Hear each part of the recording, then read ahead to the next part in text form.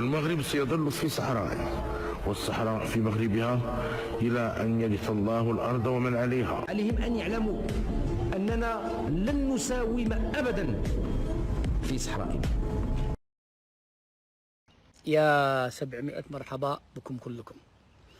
كان هناك حرج شديد تواجهه الدبلوماسية المغربية وكل المغاربة المؤيدين للتطبيع. كان عندهم مشكلة عويصة، وكان مأزق حتى الدبلوماسي، حتى ما يعرفوا يردوا عليه، وهو أنه كيف طبعتم مع إسرائيل وإسرائيل نفسها لا تعترف لكم بالصحراء، ولماذا تقبلون المقايضة بين صحرائكم وقضية وطنية وبين اتفاقية تطبيع؟ كيف؟ يعني على الأقل عندما طبعت قايض يعني أو شرط مش مقايضة، والمفترض أنه لا تقارن قضية الصحراء بالتطبيع، لأنه هذا واحد من أنواع الابتزاز، أنه يبتزك، يقول لك أنت عندك قضية وعندك مشكلة عويصة في الصحراء وتريد اعترافات كبيرة من دول الفاعلة، تعال طبع، وهذه لوحدها استفزاز كبير جدا.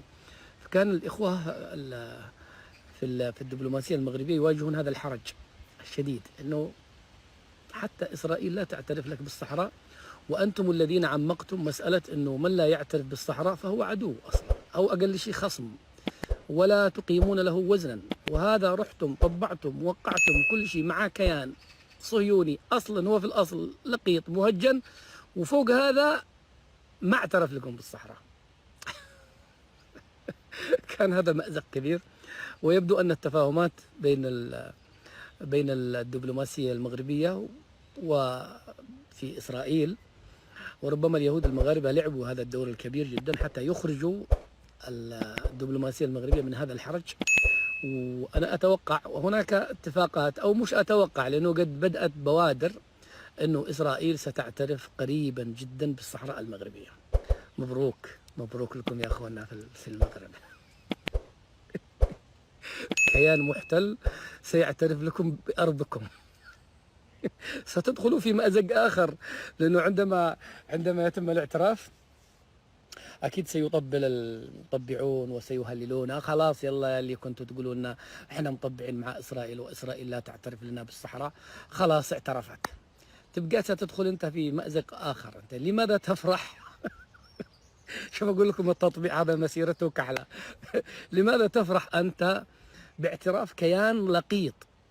أعتقد حتى المطبعين من الجزائريين من المغاربة يقرون بأن إسرائيل ليست دولة أصلا، يعني هي صنعت، هي الآن دولة في الورق وفي الأمم المتحدة وفي الواقع نعم، لكن في الأصل ليست دولة، هي لقيطة، هي كيان مهجن، يعني كيان مصنع كذا، مصنع، ليست أمة، ليس لها جذور في تلك الأرض التي هم فيها، التي هي الأرض الفلسطينية.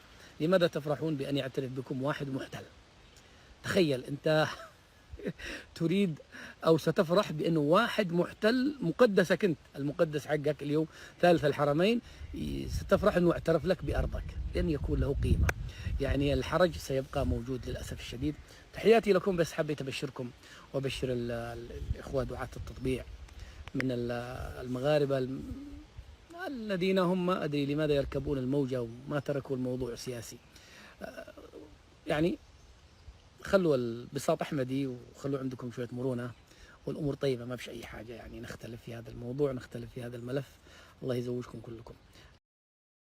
من ترابك، من مائك، من جبالك، من هوائك، من أريافك، من مدنك، من كل شجر وحجر يسكن أرضك يا مغرب، تشربنا السمو والسؤدد.